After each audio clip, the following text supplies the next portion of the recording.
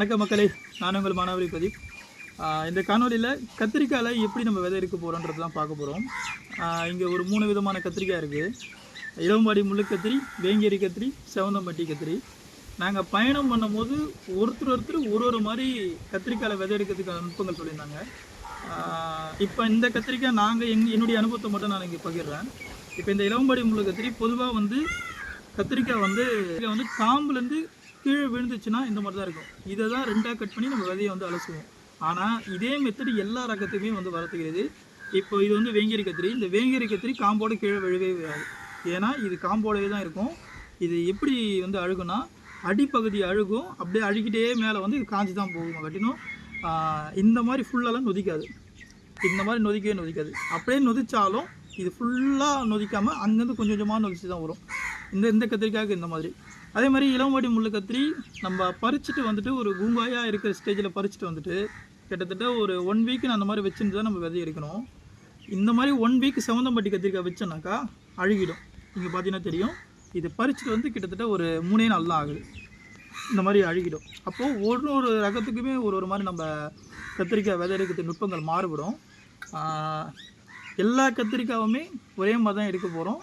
இந்த மாதிரி பூங்காயாக இருக்கிறத எடுத்து நல்லா இந்த மாதிரி கசக்கிங்க. மேக்ஸிமம் இந்த மாதிரி கூட பண்ணிக்கிங்க.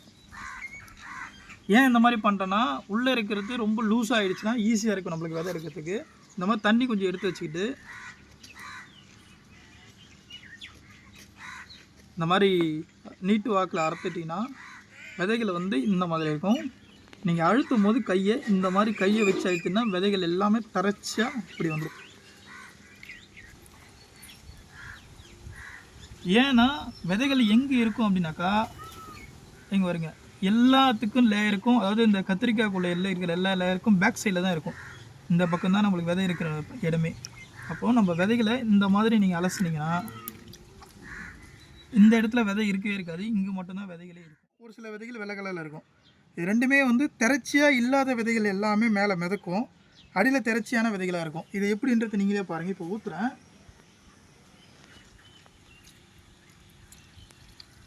இது திரைச்சி இல்லாத ஒரு சில விதைகளும் முளைக்கும். இதுதாங்க கத்திரிக்காய் விதை, திரைச்சியாக இருக்கக்கூடியது. நீங்கள் பார்த்தீங்கன்னா தெரியும். அடியில் நம்ம இதை என்ன பண்ண போகிறோன்னா, வெயிலில் எடுத்து ஒரு 2 மணி நேரம் வெயிலில் நம்ம காய வைக்க போகிறோம்.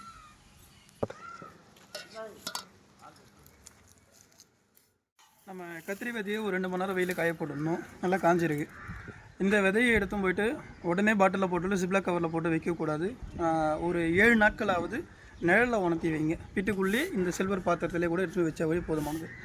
அதே மாதிரி இந்த விதையை நீங்கள் உடனேவும் விதைக்கக்கூடாது. ஒவ்வொரு காய்கறி விதைகளுக்குமே ஒரு குறிப்பிட்ட காலங்கள் விதை ஒருக்கன்றது ரொம்ப முக்கியமானது. கத்திரிக்காய்க்கு 60 நாட்கள் விதை ஒருக்கன்றது ரொம்ப முக்கியமானது. நீங்கள் அதுக்கப்புறம் எடுத்து இந்த விதைகளை நீங்கள் விதைக்கலாம். இதுபோல் எல்லா காய்கறி விதைகளையுமே எப்படி எடுக்கிறதுன்றதை அடுத்தடுத்த வீடியோவில் நம்ம பார்ப்போம். சந்திப்போம் மக்களே.